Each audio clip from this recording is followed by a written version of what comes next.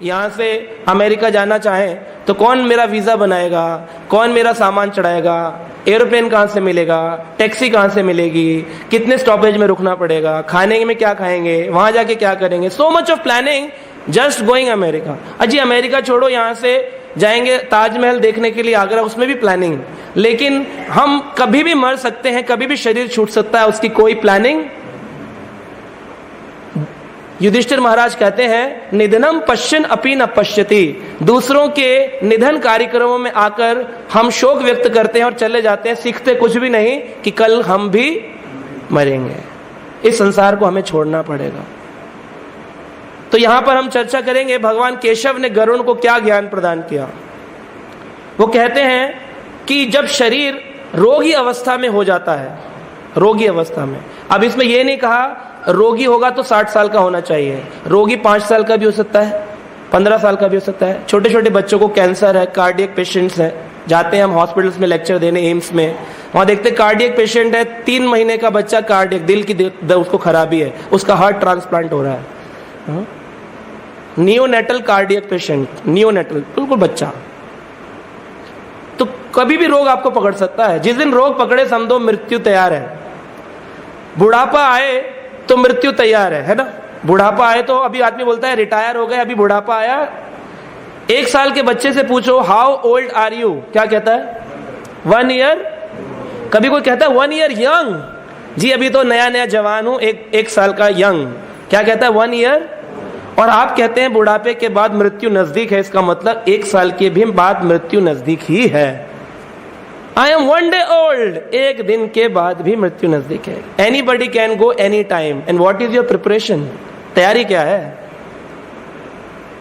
तो कहते हैं कि शरीर पूरा क्षीण हो जाता है और जब मृत्यु आती है रोगग्रस्त होता है, कंठ अवरुद्ध हो जाता है, आंखों में पानी भर जाता है, और एक व्यक्ति को एक बिच्छू काटे जितना दर्द होता है, ऐसे 40,000 बिच्छू एक साथ एक जगह पर एक वक्त पे डंक मारते हैं, इतना पेन होता है। तब हम जो हैं आत्मा, वो इस शरीर से बाहर निकलती है। लोग बोलते नहीं आत्मा आत्मा कुछ नहीं होती, तो फिर हम ये क्यों बोलते हैं ये जो भाई साहब थे, ये जो बहन जी थी, ये जो माता जी थी, ये जो प्रभु जी थे, अब ये चले गए, वो तो सामने ही लेटे हैं ना, चला कौन गया। हाँ जी, बोलते हैं कि नहीं, वो चल बसे, यहां से चले और कहीं जाकर nobody is interested to know कहां बस गए जाकर के। ये बहुत ही गहनतम प्रश्न हम सबको पूछना चाहिए। If we are logically intelligent people, we should ask what is our destination.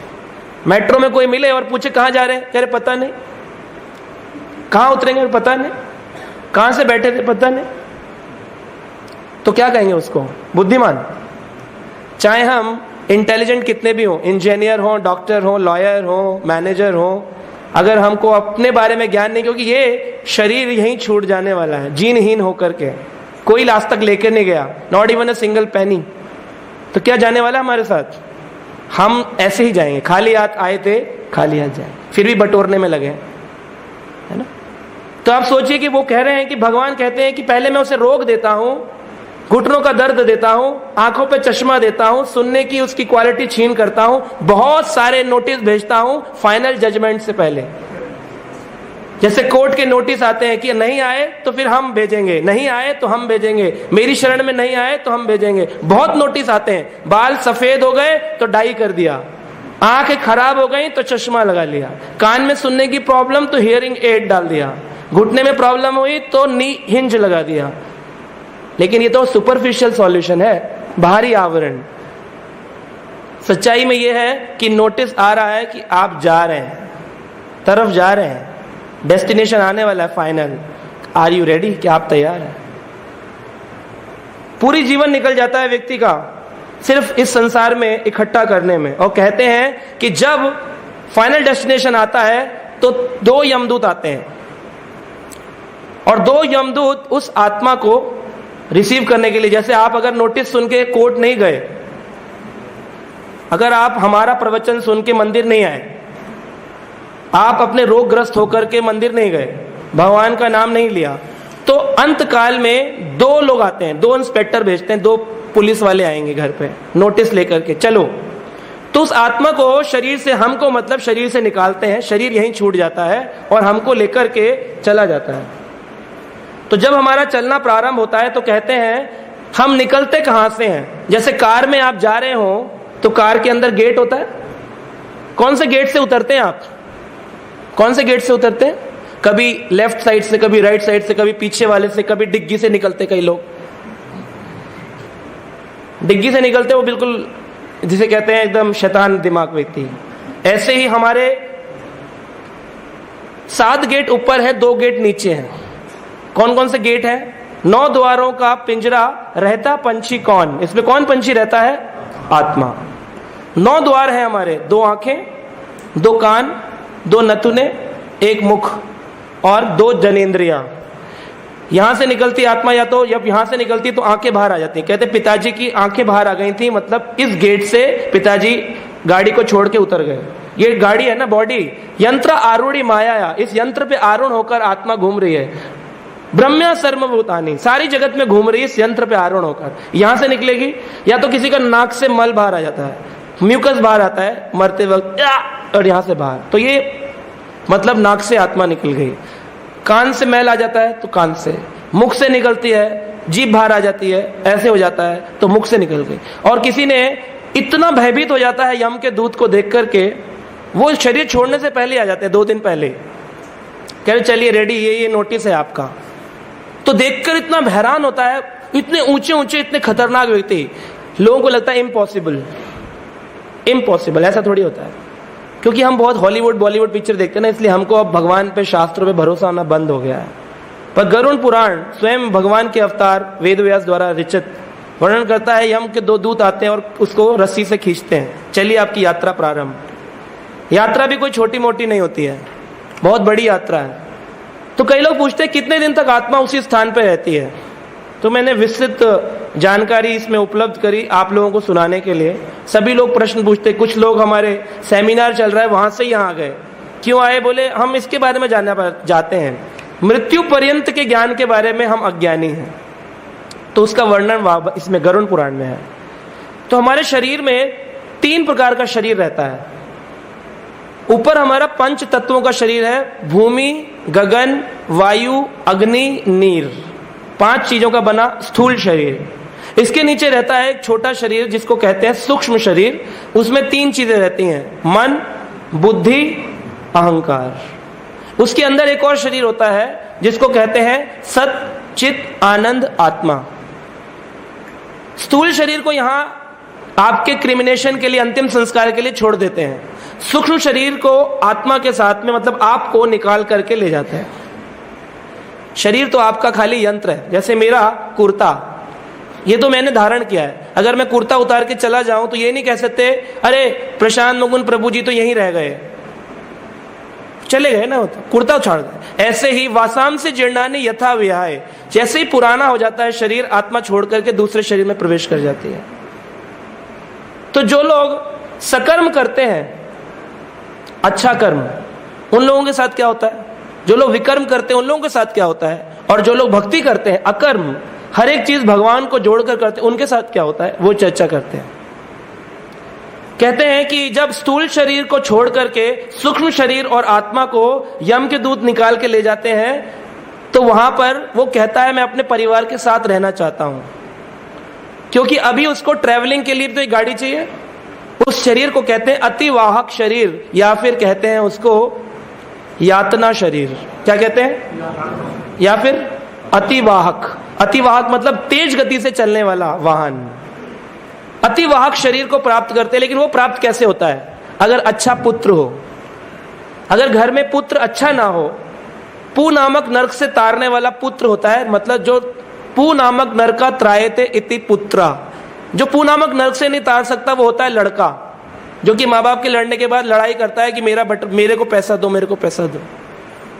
जो कहता है बेटा, जो कहता है बंटवारा करो, बंटवारा करो, वो बंटवारा करता है वो होता है बेटा, जो लड़ाई करता है वो होता है लड़का। लेकिन जो पू नामक नरक से तारता है वो होता है पुत्र। बहुत ही कम घरों में पुत्र हैं, सभी घर में लड़के हैं या फिर बेटे हैं, पुत्र नहीं है।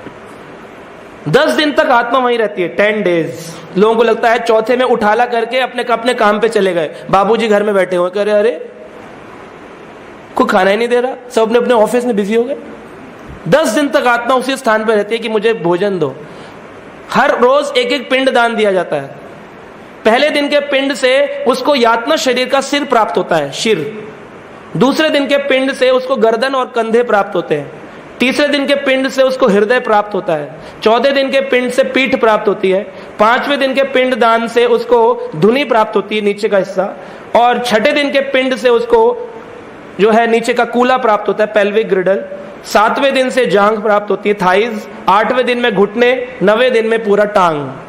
तो 9 दिन में जब पूरा शरीर बना तब 10वें दिन में यात्रा प्रारंभ होती है। लेकिन 10वें दिन वो जाती नहीं है, 10वें दिन होती है शुद्धि, इसलिए 10 दिन तक दिया जलता है और शुद्धि होती है। 10वें दिन के बाद 11वें दिन उनके घर में 11वां या फिर 13वां बनाया जाता है, जिस दिन प्रीति भोज होता है, सभी ब्राह्मण भोज होता है, ब्राह्मण को खिलाते हैं, लोगों को इन्फॉर्म करते हैं। उस दिन उसकी यात्रा प्रारंभ होती है 13वां दिन से, वरना 13 दिन तक आत्मा उसी स्थान पे, 13 डेज। जिसने चौथा किया उसके पिताजी घर में ही और वो अपने ऑफिस में।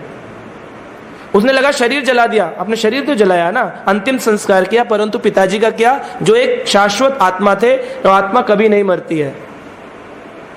नैनम चंदंती शस्त्राणी नैनम दहति पावका न चैनम कलोदंती अपे नैनम शोषति मारुतः। न जला सकते हो, न काट सकते हो, न भिगो सकते हो, न सुखा सकते हो। वो शाश्वत आत्मा वहीं विराजमान है उसी घर में। अब उसकी यात्रा प्रारंभ हुई, क्योंकि घर में पुत्र नहीं था, तो बताते हैं इस पृथ्वी से यम लोक की दूरी है 86,000 योजन। कितनी? 86,000 योजन। एक योजन में 7.5 मील होते हैं और एक मील में 1.6 किलोमीटर। तो 86,000 योजन कितना हुआ? 10,32,000 किलोमीटर, मतलब 10.5 lakh kilometre approximately. 10.5 lakh kilometre चलना है, कैसे? पैदल। हर रोज आत्मा 247 योजन यात्रा प्राप्ति पूर्ण करती है। 247 योजन मतलब 3,000 किलोमीटर। अभी बोले 2 किलोमीटर वॉक करो डॉक्टर, तो चलते नहीं। फिर ऐसी गति मिलती है सूक्ष्म शरीर की कि 3,000 किलोमीटर रोज ट्रेवल नहीं करेंगे तो यम लोक तक भी नहीं पहुंच पाएंगे। तो गरुड़ पुराण वर्णन कर रहा है, विस्तृत वर्णन, कि किस प्रकार से आत्मा चलती है। पूरा यहां से यमलोक तक जाने में 348 दिन लगते हैं, मतलब पूरा वर्ष। मतलब जैसे आज का दिन है, ये बहुत ही मुख्य है, क्योंकि अभी आखिरी स्टेशन प्राप्त हुआ और अब वो यमलोक को पहुंचेगी आत्मा। लेकिन ऐसा किसके साथ है? जो भगवान का भजन नहीं करता। जो भगवान का भजन करते हैं, हर चीज भगवान को अर्पित करते हैं, उन लोगों के साथ ऐसा नहीं होता। उनके साथ गरुड़ का विमान आता है, 2 विष्णु दूत आते हैं और कहते हैं चलिए विमान पे बैठिए। वो एकदम गो एयरवेज उसके साथ चला जाता है ना। एयरवेज में बैठ करके इंटरनेशनल एयरप्लेन जा रहा है सीधा, बिना किसी प्रॉब्लम के। लेकिन जिसका एरोप्लेन तभी आएगा जब उस एरोप्लेन का टिकट आपने खर्च किया होगा। और टिकट क्या है? भगवान का नाम जप। हरे कृष्णा कृष्णा कृष्णा हरे हरे, हरे राम राम राम हरे। भगवान के यमलोक को बोलते हैं संयमणि। क्या बोलते हैं? संयमणि। संयमणि लोक। संयमणि पृथ्वी से ऊपर का लोक है, जिसे भूवर लोक भी बोलते हैं। भूलोक, भूवर लोक। उसके ऊपर है स्वर्ग लोक, उसके ऊपर जनलोक, तपलोक, महालोक, सत्यलोक, ब्रह्मलोक आता है। सत्यलोक ब्रह्मलोक एक ही है। तो इस तरह से 7 लोक ऊपर है और 7 लोक नीचे। नीचे कौन से हैं? तल वितल, अतल वितल, सूतल, तलातल, महातल, पाताल, रसातल। फिर नीचे गर्भोदक सागर आता है। ये सारी कॉस्मिक क्रिएशन इसलिए नहीं मालूम आप लोगों को क्योंकि आप पढ़ते नहीं हैं। आप पढ़ेंगे तो सब मालूम होगा। मैथमेटिक्स नहीं पढ़ेंगे तो 2 + 2 4 मालूम ही नहीं पड़ेगा किसी। पढ़ेंगे तो मालूम पड़ेगा। तो जब ये आत्मा यमलोक पहुंचती है संयमणि, तो जो लोग पुण्य लोग हैं उनको जाने के लिए रोज रोज 3,000 किलोमीटर यात्रा चलती है। इसमें 16 स्टेशन आते हैं। यहां से जाएंगे बॉम्बे तो स्टेशन तो आएंगे, अमेरिका जाएंगे तो फ्लाइट बीच में कई जगह रुकेगी। आत्मा को 2 यमदूत जब ले जाते हैं तो 16 स्थानों पे वो आत्मा रुकती है, 16 जगह। सारे स्टेशन का नाम भी बताए गए हैं। पहला स्टेशन है यमपुर, यम्यपुर। वहां पर पुष्पभद्रा नाम की नदी बहती है और वहां पर एक वट वृक्ष है। अगर इस व्यक्ति ने कभी भगवान का नाम जप नहीं किया, इस व्यक्ति ने कभी जप किया लेकिन बहुत अपराध किया, वैष्णवों के साथ बहुत अपराध किया और इसने अपना वैष्णविज्म खो दिया, भक्ति खो दी अपनी सारी, भगवान इसको भक्त नहीं मानते। भगवान कहते हैं जो भक्त का अनादर करता है वो मेरा भक्त नहीं है। तो जो भक्त नहीं है उसके साथ फिर यही होना है सेम। यम्यपुर में जाएगा, वहां पर 10 सूरज होते हैं, एक सूरज नहीं, हर सूरज का टेम्परेचर 50 डिग्री सेल्सियस और इतनी गर्मी होती है। ऐसी गर्मी में गर्म बालू पे चलना पड़ता है, मतलब रेत भी गर्म होती है। और अगर स्पीड स्लो किया तो पीछे वाले लोग हंटर मारते, दोनों कहते तेज चलो, तुम्हारे पास तो एक ही सफर है, हमें रोज रोज करना होता है, हमें टाइम पूरा करना है ना?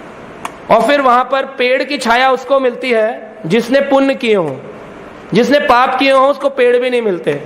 जिसके पुत्र हो वो दान में चप्पल आदि दान करते हैं तो उनको वहां चप्पलें मिलती हैं, जो कपड़े आदि दान करते हैं उनको कपड़े मिलते हैं। जो लोग कुछ भी दान नहीं करते, न भगवान के लिए, भगवान के मंदिर के लिए कुछ भी दान नहीं करते, उनके पूर्वज पित्र पैदल पैदल रेत में चलते हैं और उनको बहुत पिटाई होती है वहां पे। वो देखते हैं पुण्य कर्म वाला तो छाव छाव में जा रहा है और मेरी गाड़ी एकदम ऐसे जा रही है, लोकल ट्रेन, 100 लोग बैठे हुए साथ में और बोल रहे थोड़ा जगह दो ना। और वो जो जा रहा है पुण्य वाला, जिसने दान बहुत दिया, दानी व्यक्ति था, वो जा रहा है पूरा अच्छे से एक्सप्रेस ट्रेन में, सेकंड एसी के डिपार्टमेंट में, एसी ठंडक में जा रहा है एकदम। उसे चप्पल की आवश्यकता नहीं है, उसने बहुत दान दे दिया ना, इसलिए चप्पल दो ना दो कोई फर्क नहीं पड़ता।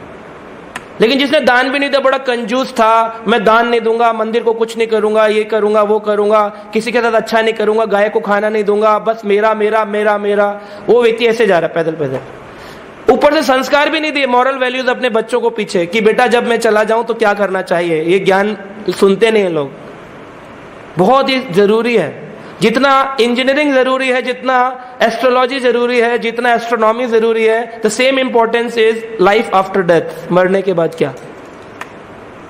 और फिर जो लोग श्राद्ध नहीं करते उनको खाना भी नहीं मिलता, पितरों को भूखे जाना पड़ता। तो जब पितृ के लिए भोजन बनाते हैं घर में और बोलते हैं आज श्राद्ध है, श्राद्ध देंगे श्रद्धा पूर्वक, फेथफुली, तो वो खाना देने पर, वो प्रसाद देने पर क्या होता है, उसका 2 भाग उनको मिलता है जो अतिवाहक शरीर है, शरीर की पुष्टि के लिए।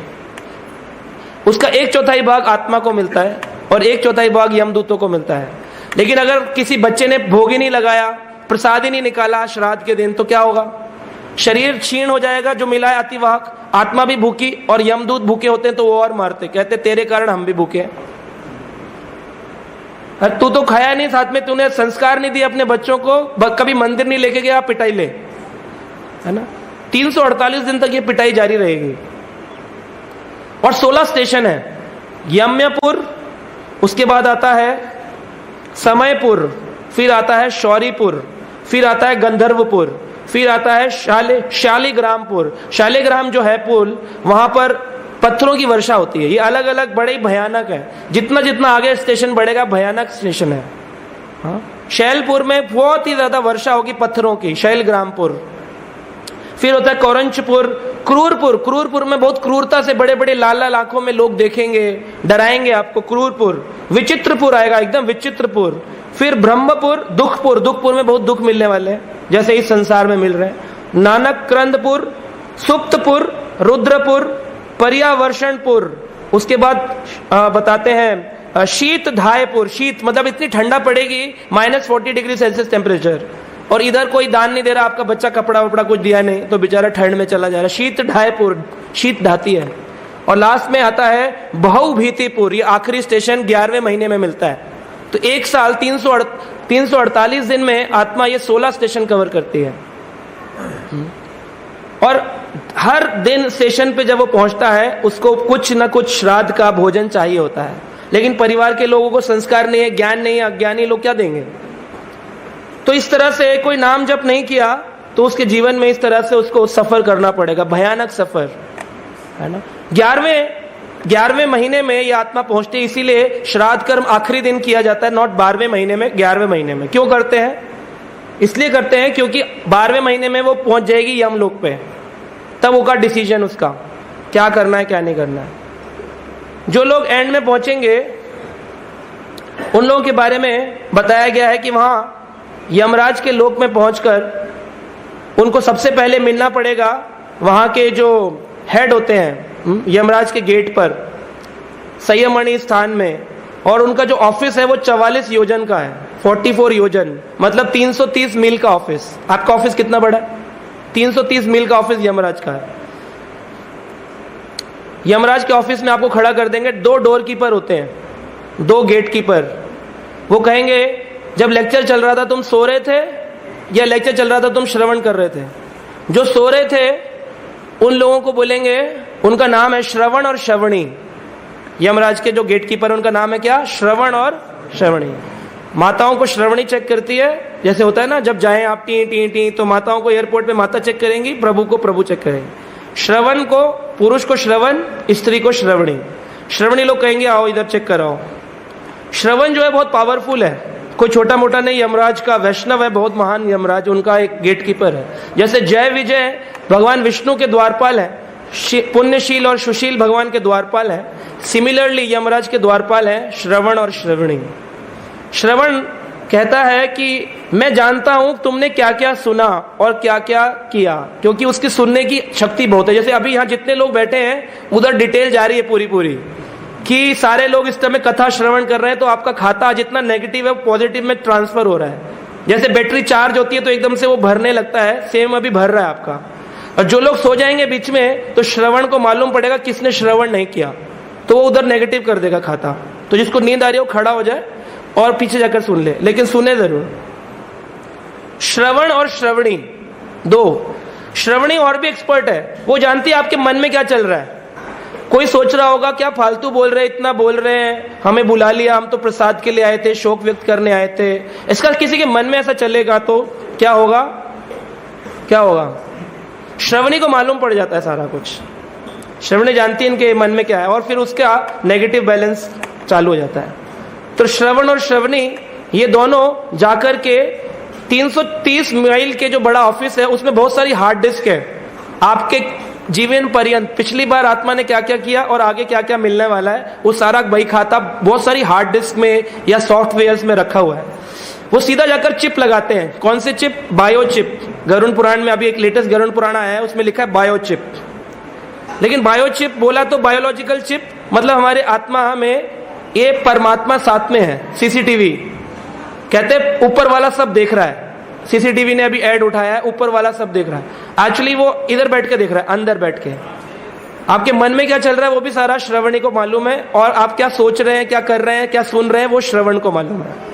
दोनों ले जाते हैं, लेकिन अभी वो यमराज के पास डायरेक्ट नहीं ले जाएंगे। यमराज तक जाने के लिए बीच में एक पर्सनल असिस्टेंट है यमराज का, उसका नाम क्या है? हाँ? चित्रगुप्त। चंद्रगुप्त नहीं, चंद्रगुप्त तो मौर्य थे, चित्रगुप्त। तो चित्रगुप्त ने भी अपना एक सेक्रेटरी रखा हुआ है, क्योंकि इतना काम है ना। लोग बोलते हैं प्रशांत मुकुंद प्रभु आप तो इतनी सेवा ले रहे हो, आप एक सेक्रेटरी रख लो, ऐसे बोलते हैं लोग, है ना। उस सेवा सेक्रेटरी कौन रखता है? जिसका बहुत सेवा हो, बहुत सारा काम। यमराज के पास बहुत काम है, उन्होंने बहुत सारे रखे हैं, चित्रगुप्त कई सारे, लेकिन चित्रगुप्त के पास भी बहुत काम, तो उसने एक सेक्रेटरी रखा है, उसका नाम जो है बताया कस्त्या। हाँ, वो उनका नाम है।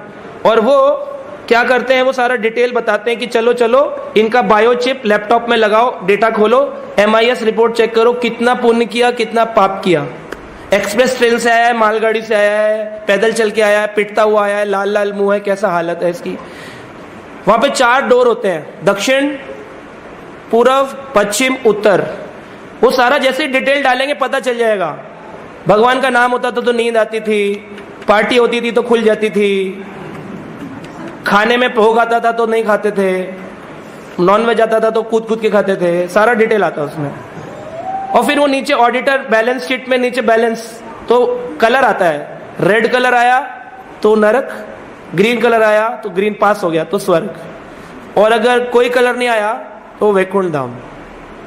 कलर ही नहीं आया ना उसका। लेकिन जो वैकुंठ धाम जाता है उसको 1 वर्ष भी नहीं लगता, वो तो तुरंत पहुंचता है ना। एरोप्लेन से जा रहा है ना, ये तो पैदल पैदल जा रहा है, वो एरोप्लेन से पहले ही पहुंच जाता है तुरंत। अब वहां पर जो चित्रगुप्त है उसको मालूम पड़ता है कि ये व्यक्ति जो है पापी है। ढोंग तो किया इसने बड़ा अच्छा व्यक्ति बनने का, बहुत एग्जीक्यूटिव था, ब्लेजर टाई सूट पहन के ऑफिस जाता था, पर भगवान के प्रति कोई शरण नहीं थी इसके। उस व्यक्ति को देखते ही वो ऐसे बोलता है आ गए, ऐसे, और गुस्सा करते हैं उसको, चल। और जो पुण्य आत्मा होता है जिसने भगवान को नहीं भजन किया लेकिन दान दिया, थोड़ा थोड़ा अच्छा काम किया, किसी के साथ बुरा नहीं किया, ऐसे आदमी को कहते हैं नमस्कार बैठिए। और जो होता है भक्त, जिसने पूरा जीवन भगवान का नाम जप किया हो, वो तो एरोप्लेन से उतरा है तो उसको एक स्पेशल सिक्योरिटी मिलती है। स्पेशल सिक्योरिटी में उसको कहते हैं, वो खुद दंडवत प्रणाम करते हैं, ओह आप आइए आइए, पहले इन्फॉर्मेशन था आपका कि आप तो दूसरे गेट से जा रहे हैं ना, पूर्व द्वार से, आप तो ऊपर वाले हैं ना, इधर उधर का डिसीजन आपका नहीं, आप जाए। तो बेचारा पूरा एकदम बाईपास करता हुआ स्पेशल एंट्री से चला जाता है। लेकिन जो भगवान का नाम जप नहीं करता, या जप करते वक्त सो जाता है, या फिर भक्ति करते में अपराध करता है, वैष्णव अपराध, वो सब का डिसीजन अभी चालू है। वो डिसीजन कैसे देंगे कि उनका बायोचिप लगा करके यमराज के सामने ले जाएंगे। और यमराज जो है वो छोटे मोटे व्यक्ति नहीं है। यमराज की हाइट बताइए 3 योजन, मतलब 24 मील की लंबाई है उनकी। और पर्वत के जैसे काले वाहन, खतरनाक बैल उनका वाहन, हाथ में दंड देने के लिए एक दंड है, और एक साथ में मृत्युपाश बांधने के लिए हंटर जैसे मृत्युपाश, और एक है यमदंड दंडित करने के लिए। और उनके वस्त्र है पीले रंग के वस्त्र, कुछ काले काले कुछ पीले पीले, आंखें लाल लाल रंग की हैं, विकराल स्वरूप है उनका। उनके सामने ले जाते हैं, और जैसे ही वो देखते हैं ये पापी व्यक्ति, इसने कभी भगवान के मंदिर में नहीं गया, बड़ा ही नास्तिक था, एथिस्ट काइंड ऑफ पर्सनैलिटी, तो जैसे अभी पूछते भी नहीं कौन हो, पहले एक मृत्युपाश मारते उसको खींच करके, दौड़ ऐसे धाड़ से हंटर मारते। बेचारा लगता है उसको, कहता है यार प्रोग्राम में आया था, इस्कॉन वाले आए थे, बताया भी था, मैंने उस टाइम क्यों नहीं माना उनकी बात, मुझे बड़ा फेक लग रहा था उस टाइम। तो वो बेचारे लगता है, वो क्या कर सकते हैं, तो सिस्टम इज सिस्टम। तो those who are devotees actually Yamraj भी उनको खड़े होकर दंडवत करते हैं, कहते हैं, और उसको भय भी नहीं होता। डिवोटी को लगेगा ओह कितने महान वैष्णव हैं, आप तो 12 महाजनों में से एक हैं। वो कहेंगे हाँ हाँ आप भी कोई महान भक्तों में कम नहीं है, चलिए वैकुंठ चलिए, आप वैकुंठ चलिए। तो यमराज उनको वैकुंठ की तरफ, उनको वो भगवान जैसे दिखेंगे, देवता जैसे लगेंगे, लेकिन एक व्यक्ति जिसने पुण्य और पाप में अटका रहा, उसको वो दंड देने वाले खतरनाक लगेंगे। वही एक डबल रूप। जैसे एक जेलर है, उसको जब ऑफिस जाता है तो कैदियों को बड़ा डर लगता है, लेकिन जब वो घर आता है तो बच्चे पापा पापा करके चढ़ जाते हैं। वही जेलर एक के लिए दंड देने वाला है और एक के लिए प्रियजन है। तो ये देखना पड़ेगा, आपने जीवन में अपना प्रिय बनाया, उनको वैष्णव माना उनको, या उनको खाली यमराज को एक गंदा कैरेक्टर माना। तो इस तरह से आत्मा चलती है। अभी लोग पूछते हैं कि श्राद्ध करने का फायदा क्या, जैसे आज यहाँ पर किया नहीं किया क्या फर्क पड़ता है। श्राद्ध में गाय दान, श्रील प्रभुपाद इस्कॉन के फाउंडर आचार्य थे, उनके पिताजी ने अपना शरीर त्यागने से पहले अपने पुत्र अभय चरण को बुलाया और कहा कि हमारे घर में जो गाय हैं उनको आप गौड़िया मठ में दान दे दो। तो इसका मतलब प्रभुपाद लीलामृत में भी बताते हैं कि दान देना, गाय दान देना, ये एक नैतिक कर्म है, हर एक व्यक्ति को करना चाहिए, मंदिर कार्यों में दान देना। तो लोग पूछते हैं कि हमारा दिया हुआ श्राद्ध हमने खाना लगाया, वो कैसे हमारे पितृ तक पहुंचेगा। तो आप जो ईमेल लिखते हैं अपने घर में बैठ के, वो कैसे अमेरिका पहुंच जाता है। आप व्हाट्सएप में मैसेज भेजते हैं, वो कैसे पहुंचता है। तो 3 प्रकार की चीजें बताई हैं, अग्नि, शात, विश्वदेव, वरुण देव, ये सारे देवता हेल्प करते हैं, पानी के द्वारा, अग्नि के द्वारा और वायु के द्वारा। ये सारे खाने को ले जाते हैं सूक्ष्म रूप में। जैसे फोन पे बात करते हैं तो ट्रांसेंडेंटल वाइब्रेशन के थ्रू बातचीत होती है, ऐसे ही जो ये वाइब्रेशन से बात हो रही है, भगवान से बातचीत करनी हो तो वाइब्रेशन कौन सी होती है, हरे कृष्णा कृष्णा कृष्णा हरे हरे, हरे राम राम। फिर यहां पर डिसीजन होता है कि तुमने अच्छे काम किए हैं तो तुमको देवता बना के स्वर्ग ले जाएंगे, तुमने बुरे काम किए हैं तुमको नरक ले जाएंगे, तुम भक्ति किए हैं तो तुमको कहां जाएंगे, वैकुंठ धाम। लेकिन जो व्यक्ति का डिसीजन पेंडिंग चला जाता है, बैलेंस शीट जो है बैलेंस में आ जाती है, इधर भी नहीं उधर भी नहीं, किधर, तो कहते हैं तुम पितृलोक में वेट करो। तो एक लोक है, उसका नाम है पितृलोक, और पितृलोक में कई कई जन्मों तक पितृ वेट करते हैं, क्योंकि पुत्र जो है वो भक्त नहीं है। प्रहलाद महाराज का जब जन्म हुआ, जिनका फोटोग्राफ यहाँ है, नरसिंह भगवान उनके लिए प्रकट हुए। तो उन्होंने जब भगवान की प्रार्थना करी, श्रीमद् भागवत के 7वें स्कंद में वर्णन है, उन्होंने पूछा मेरे पिता तो राक्षस थे, उनका उद्धार कैसे होगा भगवान। तो भगवान ने कहा 3 सप्तभी 3 × 7 7 × 3 21, जिस व्यक्ति की 21 पीढ़ियां तर जाती हैं, त्रिसप्तभी पिता पूता, पिता की भी और पुत्र की भी, आने वाली और पीछे वाली, और पीछे वाली मतलब पिछले जन्म में आप जिस शरीर में थे उसके भी साथ, तो कई कई पीढ़ियां तर जाती हैं अगर एक व्यक्ति भगवान का नाम जप करता है। तो क्यों डरते हो प्रहलाद? तुम्हारे पिता हिरण्यकश्यपु तो तुमसे पहले धाम प्राप्त कर चुके हैं। त्रिसप्तभी पिता पूता, भागवत में भगवान ने स्वयं भगवान नरसिंह देव वर्णन कर रहे हैं। तो जो व्यक्ति देवता बनता है उनको जब श्राद्ध देते हैं, अभी वो पितृलोक में तो नहीं है, उनको कैसे मिलेगा? देवताओं को अमृत के रूप में अपने पुत्र परिजन के द्वारा श्राद्ध प्राप्त होता है। जो लोग पशु बनते हैं, नरकों में पिताड़ित होकर के पशु बन जाते हैं, उनको घास के रूप में प्राप्त होता है, घास के रूप में श्राद्ध प्राप्त होता है। जो लोग पक्षी बनते हैं उनको फल के रूप में प्राप्त होता है, और जो लोग मनुष्य बनते हैं दोबारा से, उनको अन्न के रूप में प्राप्त होता है। तो कैसे प्राप्त होता है? ऐसे प्राप्त होता है जैसे आप कोरियर भेजते हैं, उसको आयरमा नाम के जो पितृलोक के राजा हैं, उनका कौवा एक उनका वाहन है, वो कौवे के रूप में आते हैं और पितृ पक्ष में पितृ के रूप में पितृ उस पर सवार होकर के नीचे आते हैं। कौवा रोटी खाता है और फिर ले जाकर के आयरमा नाम के राजा को देता है, राजा आपके पूर्वज को देता है। आप कहेंगे कि खाली ऐसा वर्णन गरुड़ पुराण में, यहां तक रामायण में भी इसका वर्णन है। जब सीता राम दोनों के दोनों वन में वनवास कर रहे थे, उनको पता चला हमारे पिता दशरथ महाराज ने शरीर त्याग दिया है, तो सीता जी और रामचंद्र जी ने कहा पुष्कर तीर्थ में जाके अपने पूर्वज का क्या करना चाहिए? श्राद्ध तर्पण आदि जल अर्पण करना चाहिए। वो वहां पहुंचे तो ऋषि मुनियों को उन्होंने स्वागत किया और कहा आप हमारे घर भोजन पे आइएगा, हम श्राद्ध करना चाहते हैं। तो भक्त के रूप में, ब्राह्मण के रूप में, वैष्णव के रूप में जो इनवाइट किए जाते हैं, उनके शरीर पर आरूढ़ होकर पूर्वज आते हैं। तो सीता जी और रामचंद्र जी वनवास में वनवासी वेश में थे, और तभी वहां पर 7 मुनि आए, और 7 मुनि को भोजन देते वक्त क्या किया गया? फल, कंद, मूल, ये चीजें चढ़ाई गई। वो खा रहे थे, सीता जी एकदम से डर के पीछे भाग गई। रामचंद्र जी ने भोजन किया, भोजन करवाया, श्राद्ध में हाथ धुलवाए, और फिर दूध पिलाया, और फिर जब वापिस आ रहे थे तो आते वक्त उन्होंने पूछा सीता मैया से, अरे आप क्यों भाग आई? भारे आपको रहना चाहिए था साथ में। सीता जी बोली, देखिए मैं इसलिए चली आई क्योंकि आपने ध्यान से शायद देखा नहीं, वो जो ऋषि बैठे थे ना, उनके शरीर में मुझे दशरथ जी के दर्शन हुए, मतलब हमारे पूर्वज उनके शरीर पर आरूढ़ होकर आए। और जब दशरथ जी को मैंने देखा तो मैं घबरा गई। मैंने सोचा वो क्या सोचेंगे, मेरी पुत्र वधू कैसी है? एक वनवासी तपस्विनी वेश में है। मैंने तो उसका विवाह किया था, 16 अलंकारों से पूर्ण उसको रानी बना के घर लाया था, लेकिन आज किस स्थिति में है? तो ये सोचकर उनको दुख होगा। इस दुख से उनको निवारण करने के लिए मैंने क्या किया? मैं डर के पीछे आ गई। अच्छा नहीं लगता ना? तो उन्होंने कहा कि ठीक है, मैं समझ गया, भगवान राम ने। तो ऐसा पुष्टि राम, लक्ष्मण, सीता के समय में भी है, और हमें भी ये समझना चाहिए।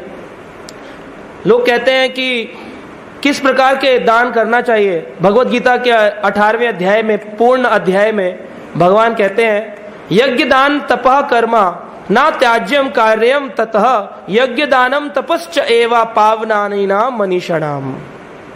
यज्ञ दान तपश्च एवा पावनानी मनीषणाम। मनीषणाम मतलब बड़े बड़े ऋषि मुनियों को भी दान, यज्ञ और तपस्या पवित्र कर देती है। इसलिए चाहे सन्यासी हो, ब्रह्मचारी हो, वानप्रस्थी हो, गृहस्थी हो, हर एक व्यक्ति को दान आदि कर्म तपस्या करनी चाहिए। पर कैसी, किसको करे? ऑर्फनेज में जाके दे दें दान, ओल्ड एज होम में दे दें। भगवान कहते हैं गीता के 9वें अध्याय में, यद करोषि यद अश्नासी यज्जहोसी ददासी यद तपस्वेसी कौंतुए तत्कुरुषो मद अर्पणम। हे कुंती पुत्र, यद करोषि, जो कुछ भी करते हो, यद अश्नाशी, जो कुछ भी खाते हो, यद जहोसी, जो कुछ भी अर्पण करते हो, ददासी यद, ऐसा करो। यद तपस्वी कौन तो है, अगर कोई तपस्या भी करते हो, क्या करो तुम? तद करोषि मद अर्पणम, वो मेरी अर्पण करो, भगवान कृष्ण के चरणों में अर्पण करो। वो सही मायने में पवित्र दान है। आजकल लोग दान कैसा देते हैं? तमोगुणी दान। दान के साथ बहुत आसक्ति रहती है। पॉलिटिकल लीडर अपने वोट के लिए शराब पिलाते हैं, ये भी दान है। गरीबों की मदद कर रहा हूं मैं, उनको शराब दे रहा हूं, जो उनकी इच्छा है पूर्ति कर रहा हूं, पर ये तमोगुणी दान है। रजोगुणी दान कैसा होता है? दान दिया लेकिन नाम की अभिलाषा है। पंखे पे नाम लिखो, सीढ़ी पे नाम लिखो, जमीन पे नाम लिखो, मंदिर में हर जगह नाम ही नाम लिखो। बोले भगवान का नाम, बोले भगवान की क्या जरूरत है, हम तो दान दिए, हम मंदिर बनवा रहे। तो एक बार एक व्यक्ति मंदिर बनवाए, ऐसा पंखे पे अपनी दादी और माँ का नाम लिखवाए, पंखा दान दे दिए मंदिर में। तो प्रवचन दे रहे थे जैसे ये, और ऐसे हॉल में बैठे थे हम, और वहां पर तुरंत ही पिता पुत्र बच्ची सभी आ गए।